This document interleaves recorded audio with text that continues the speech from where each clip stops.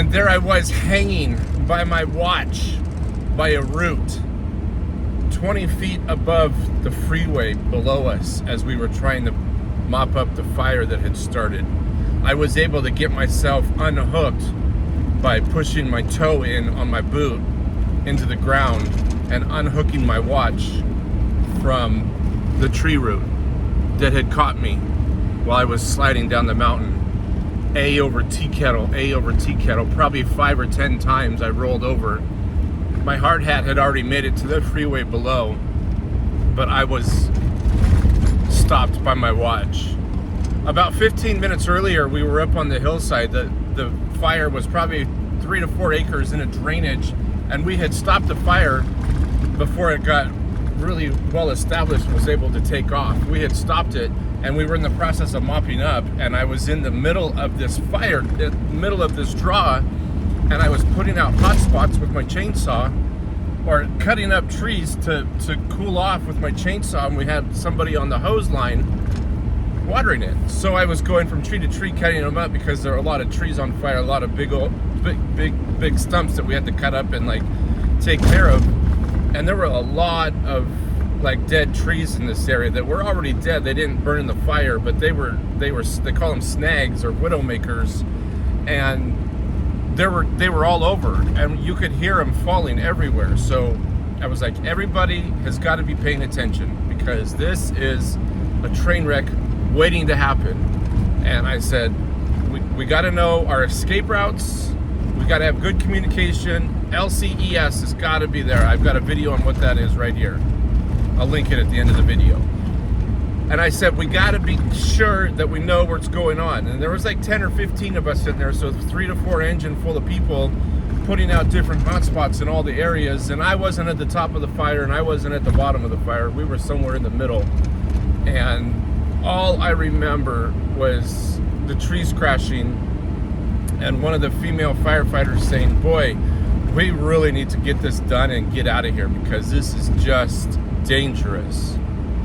And at that moment, we started hearing trees closer to us start falling. And I still could tell that they weren't the ones that were directly impacting us, but I knew that they were coming. And sure enough, within 5 minutes of having that conversation with her, I heard the tree crumbling, and I looked back to see branches falling and a tree coming right at me. And I pushed the girl out of the way so that she wouldn't get hit. And I ran downhill knowing that I could get out of the way of where the tree was going to land. However, what I didn't see when I looked back running downhill, I threw my chainsaw, so I was running by myself. I didn't have any equipment with me. I didn't see another tree root that my boot got caught on, and I ended up tumbling egg over tea kettle over and over, and my hard hat fell off. I was somersaulting, then I was sideways, and then I put my arms out to try to catch myself from I knew that the hill that we were coming down, I knew that it was there because we had to use a ladder to get up that part, to get up the fire. So I knew that it was steep, and it was about 20 feet of a straight drop. And I knew that I had to catch myself somehow and stop, or else it was going to be a 20-foot fall to the freeway below. It was closed. The freeway was closed. The highway patrol and the fire trucks were all blocking it, so the freeway wasn't open. And at the last minute, I remember putting my arm out, and I still had both gloves on. They hadn't fallen off, and my web gear was still on, but I was all kinds of jacked up. And all I remember is my left arm being pulled tightly, and I was right at the crest of the drop. My watch had caught one root hanging out of the ground, and it was like an upside down coat hanger hook, and it was just purposely put there to catch me. My wrist had slipped past it, or my glove and fingers, I couldn't grab it, but my watch had caught it, and that's what I was hanging by, was that little thing.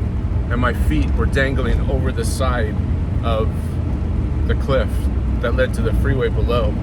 And there were people down there, and you could hear that there was a there wasn't a mayday put out, but they were telling that I had fallen and I was coming down towards the freeway and to be able to do something. And at that last moment, I was able to grab with my foot, I was able to grab into the dirt and claw my way in by kicking my heel and my toe and being able to find a hold so I could push my heel down and unhook myself. And they had gotten a ladder right up to me so that I could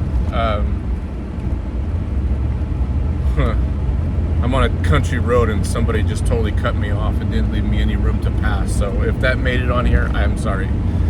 Anyways, they had gotten a ladder to me and I was able to climb down the ladder. And as I was climbing down the ladder, the chainsaw that had been with me was also tumbling, and it had tumbled past me and landed on the freeway. And like I said, my hard hat was already down on the freeway.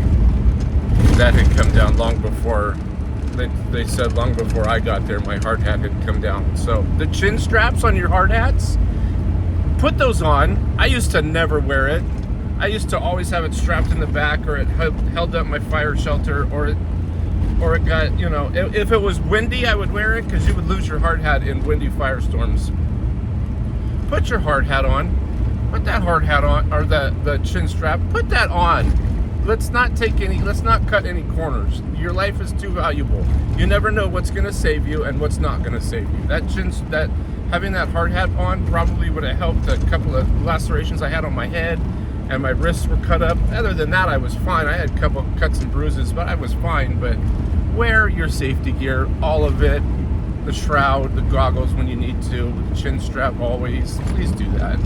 I appreciate you watching this video. I really admire you guys. Hit that subscribe button and follow along for more training videos and stories from my wildland career as a wildland firefighter before it was tragically taken by a mold incident at a fire station. And watch this video here, like I said, on LCES, because that's all about it. If you don't have that, you're in trouble. I freaking love you. Thanks for being here. Goodbye.